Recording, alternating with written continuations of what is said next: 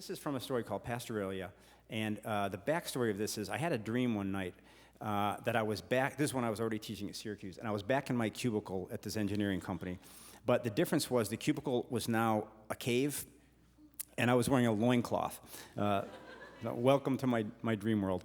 But in this dream, this guy, me, was working at sort of a historical theme park. And the idea was you would go to different parts of this park to see old historical pastoral settings. So his job was to be the fake caveman.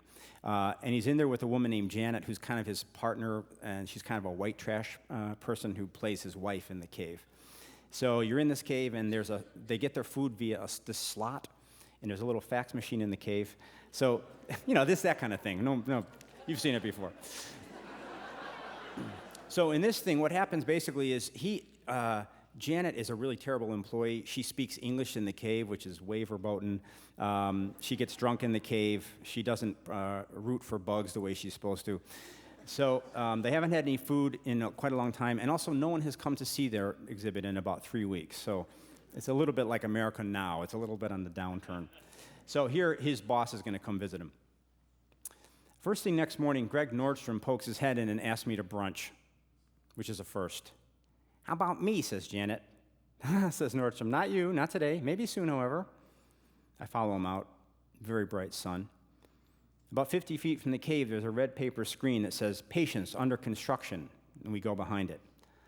You'll be getting your proxy forms in your slot soon, Nordstrom says, spreading out some bagels on a blanket. Fill out the proxies you see fit. Everything's fine, just vote. Do it boldly, exert your choice. It has to do with your stock option. Are you vested? Great to be vested. Just wait until you are. It really feels like a benefit. You'll see why they call benefits when every month, ka-ching, that option money kicks up on that. Man, we're lucky. Yeah, I say. I am, and you are, he says. Not everyone is. Some aren't. Those being removed in the staff remixing? No. But you're not being removed. At least I don't think so. Now, Janet. I have some concerns about Janet. I don't know what they're going to do about Janet. It's not me, it's them, but what can I do? How is she? Is she okay? How have you found her? I want you to speak frankly. Are there problems? Problems we can maybe help correct? How is she? Nice? Reliable? It's not negative to point out a defect. Actually, it's positive. Because then the defect can be fixed. What's negative is to withhold valuable info. Are you withholding valuable info? I hope not. Are you being negative? Is she a bit of a pain? Please tell me. I want you to. If you admit she's a bit of a pain, I'll write down how positive you were. Look, you know and I know she's got some performance issues, so what an exciting opportunity for you to admit it and me to hear it loud and clear. Super. Well, for 6 years, Janet's been telling me about her pap smears and her kid in rehab and her mother in Fort Wayne who has a bad valve and can't stand up, or her lungs filled with blood, et cetera, et cetera. I haven't really noticed any problems, I say. Blah, blah, blah, he says. What kind of praise is that? Empty praise? Is it empty praise? I caution against empty praise. Because empty praise is what? It's like what? Is a lie. And a lie is what? Is negative. You're like the opposite of that little boy who cried wolf. You're like that little boy who cried no wolf, when a wolf was in fact chewing on his leg by the name of Janet. Because what have I recently seen? Having seen your daily partner performance evaluation forms, I haven't seen on them a single discouraging word. Not one. Did you ever note a single attitudinal difficulty? You didn't. How did you rate your partner overall? Very good. Always, every single day. Were there ever any situations which required mediation? There were not. Even when, in one instance, she told a guy where you folks pooped. In English. In the cave. I have documentation because I read that guy's client vignette evaluation. It gets very quiet. The wind blows and the paper screen tips up a bit. The bagels he brought look good, but we're not eating them. Look, he says, I know it's hard to be objective about people we come to daily know, but in the big picture, who benefits when the truth is not told? Does Janet? How can Janet know she's not being her best self if someone doesn't tell her? Then right away afterwards harshly discipline her. And with Janet not being her best self, is the organization healthier?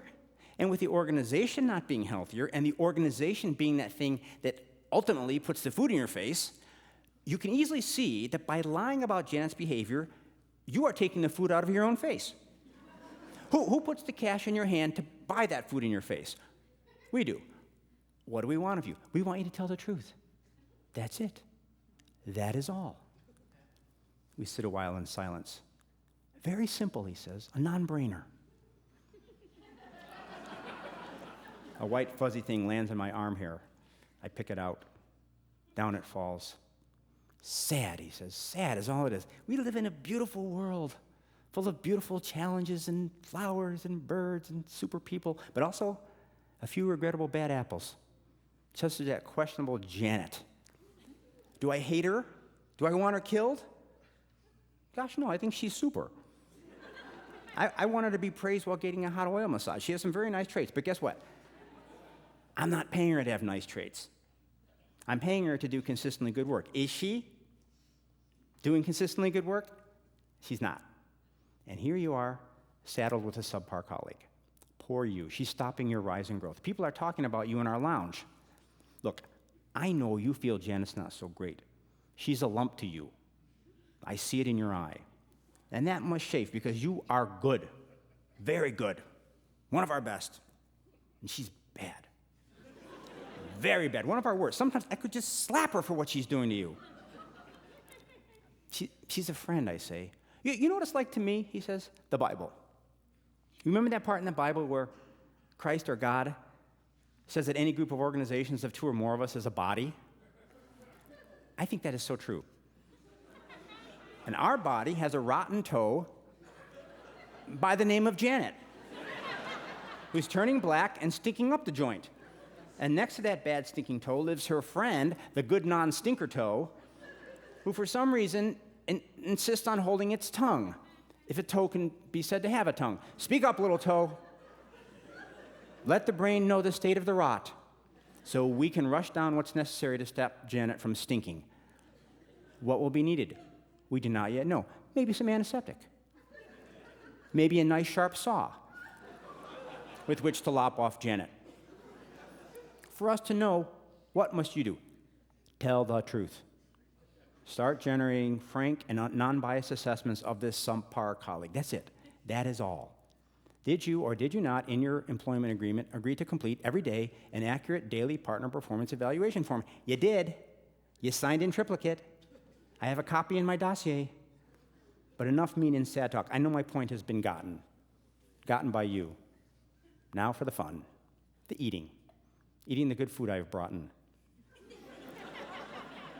That's fun, isn't it? I think that's fun. We start to eat. That's fun. Broughten, he says, the good food I have broughten. Is it brought or broughten? Brought, I say.